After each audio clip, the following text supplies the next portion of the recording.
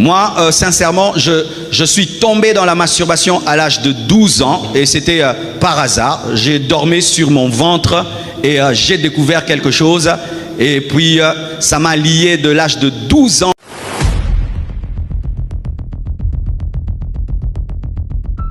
Moi, sincèrement, je suis tombé dans la masturbation à l'âge de 12 ans et c'était par hasard. J'ai dormi sur mon ventre et j'ai découvert quelque chose et puis ça m'a lié de l'âge de 12 ans à l'âge de 15 ans quand je me suis converti. Et quand je me suis converti, j'ai arrêté. Quand j'ai rétrogradé, quand vous connaissez mon histoire, je suis revenu dedans plus qu'avant jusqu'à l'âge de 16 ans. Alléluia. Et quand je suis revenu à Jésus à l'âge de 16 ans, le Saint-Esprit a commencé à me coacher. Et j'ai aussi écouté d'autres personnes pour qu'elles me témoignent comment Dieu les a délivrés. Et j'ai pu trouver au moins 17 stratégies du Saint-Esprit pour vaincre la masturbation. Je peux te donner? Alléluia.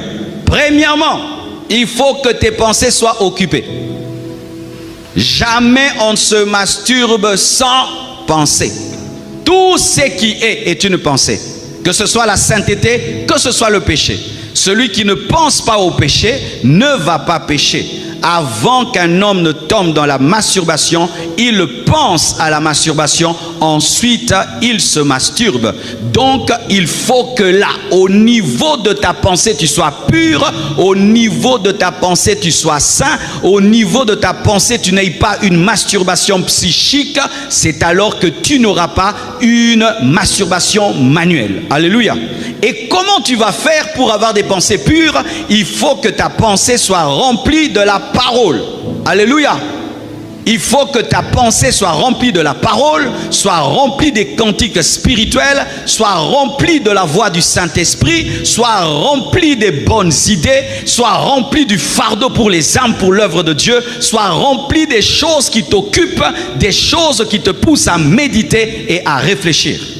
S'il y a le vide, comme la nature a horreur du vide, ce vide sera rempli d'impureté et tu vas pratiquer l'impureté. Il faut que tu aies des pensées pures et c'est ça l'école du Saint-Esprit, c'est l'école des pensées pures et le Saint-Esprit te conduira, va lire la Bible, va lire ceci, va faire cela, il te donne une vision, il te donne une révélation, il fait monter un cantique, ça fait que tes pensées sont tellement occupées par la sainteté que tu n'y penses pas et tu ne le fais pas. Ceux qui ont fait des années sans tomber dans ce péché, ont fait des années et des années sans y penser. Alléluia.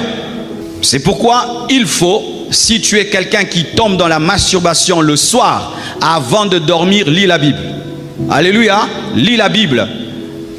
Quand tu sens que toi c'est le soir, parce que certains c'est le matin, d'autres c'est à midi, d'autres c'est la nuit. Si toi tu sais que tu pêches le soir, alors le soir tu prends la parole et ainsi tu remplis ta pensée de la parole et la pensée de Dieu va avaler la pensée du diable. Alléluia. Où tu mets des cantiques spirituels avant de dormir, comme ça tu dors dans la présence de Dieu.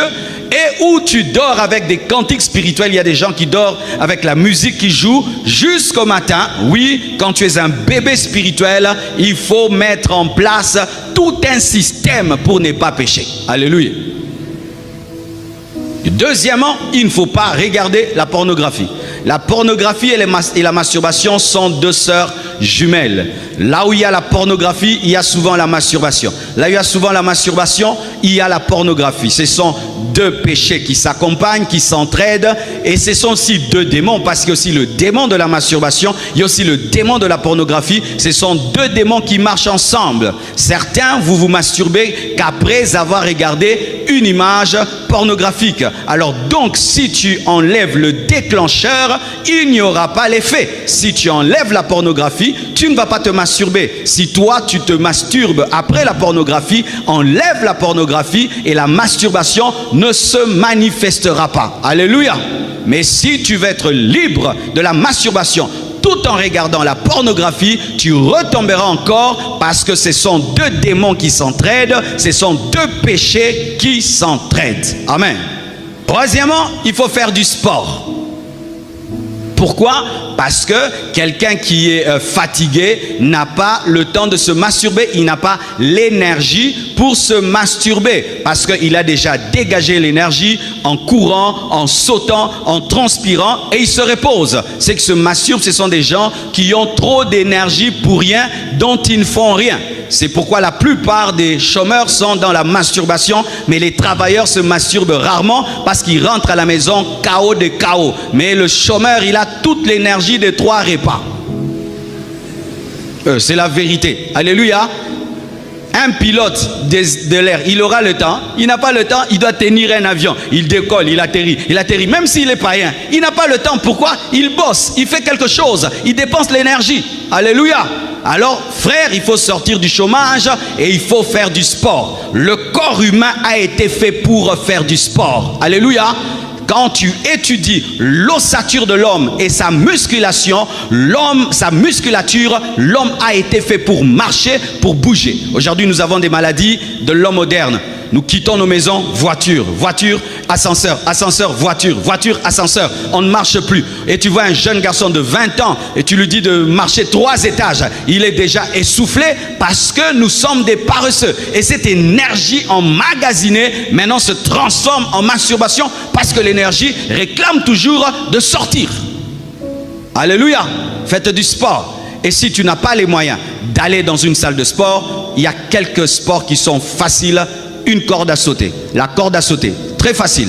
Tu peux faire chez toi à la maison la corde à sauter. Tu peux la mener partout dans tes voyages, la corde à sauter. Tu n'as pas des trucs à transporter, tes propres mains. Faire des pompes, faire des abdominaux avec ton propre corps. Tu peux faire du sport. Ne dis pas, j'ai pas l'argent pour m'abonner. Tu peux faire du sport tous les jours avec ton propre corps, avec ton propre poids et acheter un fil, une corde à sauter. Ça ne coûte pas beaucoup d'argent, 5 $, 10 $, mais tu transpires. Tu dois transpirer, dépenser de l'énergie. C'est bon pour ta santé et c'est bon pour ta spiritualité. Jésus était un sportif, c'était un marathonien. Oui, Jésus était un marathonien. Jésus marchait. Jésus, je te dis, si tu le voyais, il avait vraiment des mollets gros comme ça. Et il avait un bon régime alimentaire. Il mangeait beaucoup le poisson. Alléluia. Oui, Jésus était en très bonne santé. Porter la croix. Ah, il faut être fort, hein? C'est la musculation. Mais oui, il a porté la croix. Alléluia. Simon de Cyrène a essayé un peu, il n'a pas pu. Mais Jésus a porté la croix. Amen.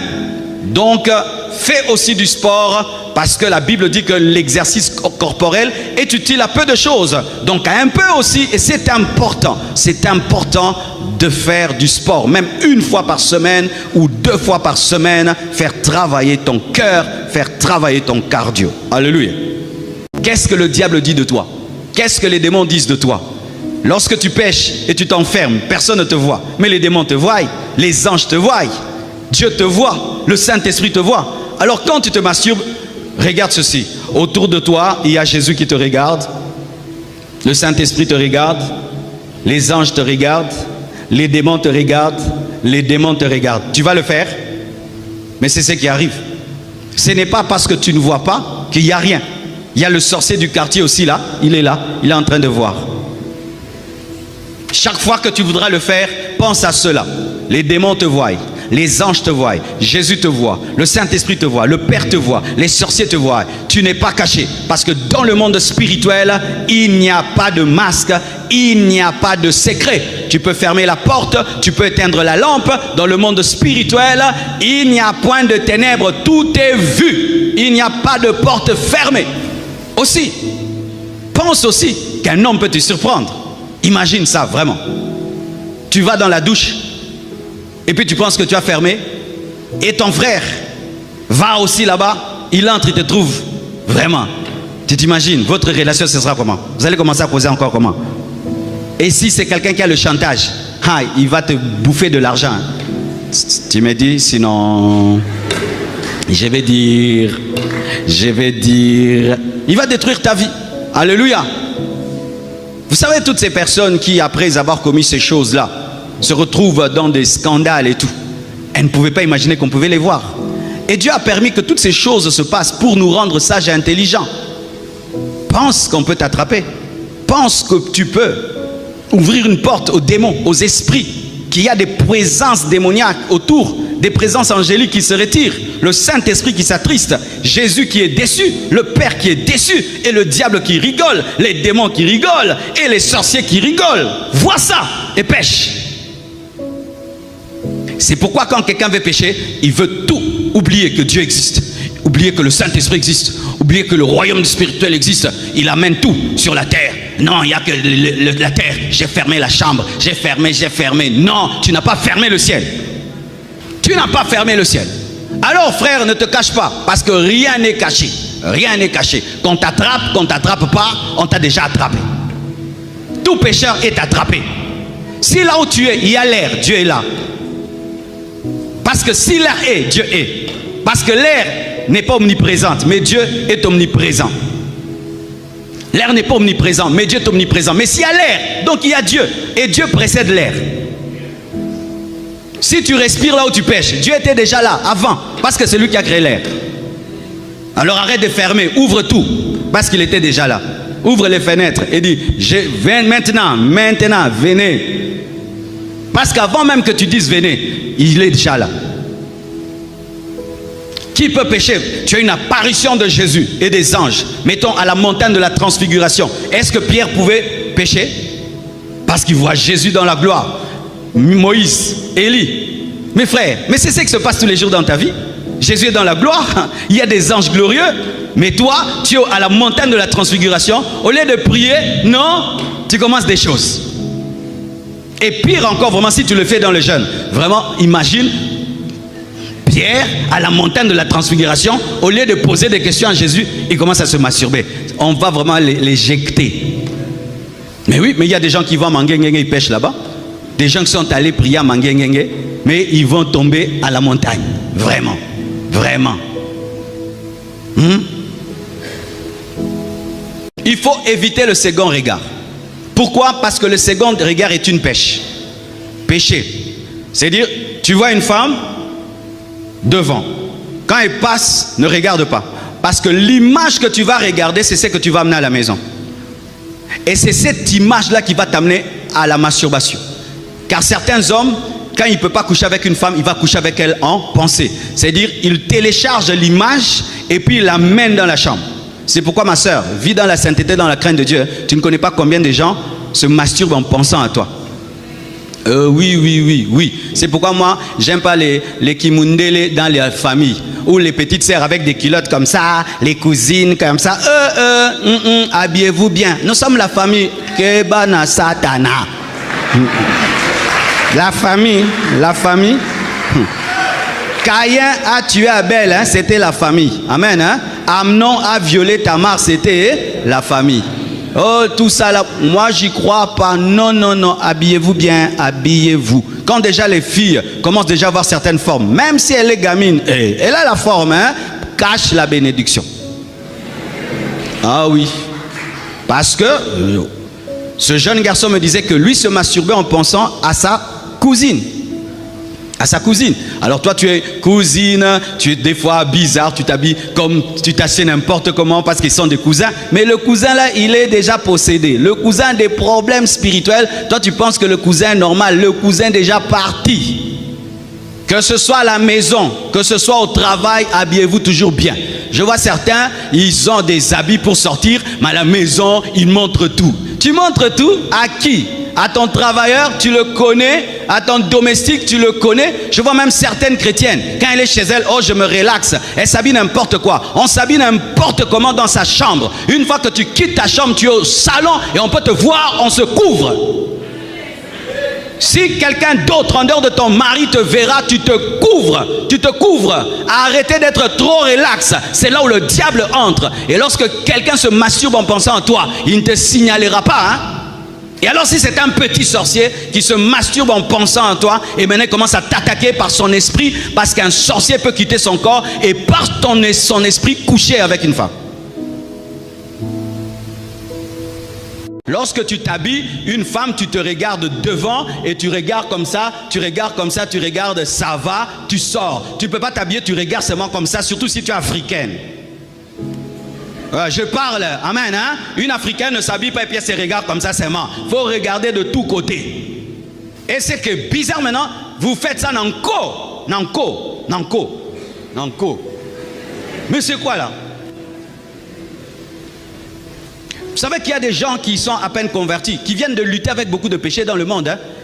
Ouais, il y a un garçon qui m'a dit, pasteur, moi quand une soeur est mal habillée, elle est assise devant moi, là moi je suis derrière la, pasteur, je suis mort. C'est ça, c'est l'hôpital. Si tu es malade, tu vas tomber là. Ah, c'est ce que vous ne savez pas. Mais qu'est-ce que vous pensez, mes frères? Quand quelqu'un vient écouter la parole, donc il a un problème, il veut que Dieu l'aide. Maintenant, toi, tu t'en fous. Ah, moi, je vais à l'église, tu t'habilles n'importe comment, et puis on te met devant un frère là. Lui, maintenant, il vient de se convertir il y a 2 jours. Lui, il était vraiment champion de ça. Maintenant, il te trouve mal habillé. Maintenant, il commence à lutter. Donc, il doit prier, regarder en haut, regarder comme ça. Et quand on prêche la parole, tu viens devant. Tu viens, tu donnes. Quand il va rentrer comme ça, nous tous, on regarde en haut. Oh, Shada, Yababa.